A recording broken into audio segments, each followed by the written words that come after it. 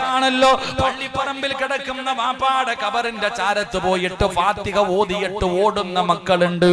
സ്നേഹം കൊണ്ട് പറയുകയാ, നിങ്ങൾ ഖബറിന്റെ ചാരത്ത് പോയി നിന്ന് യാസീൻ ഓതണേ.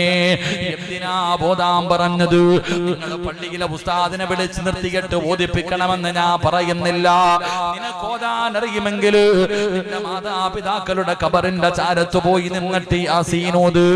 ആ യാസീൻ ഓതുന്നതിലൂടെ കിട്ടുന്ന പ്രതിഫലം എന്താ? അല്ലാഹുവിന്റെ പ്രവാചകൻ അവിടെന്ന് പറഞ്ഞു, സ്വഹാബാ, ഖബറിന്റെ അകത്ത് കിടക്കുന്ന നിന്റെ വാപ്പാ 40 ദിവസം രക്ഷപ്പെടുമടാ പൊന്നുമോനെ.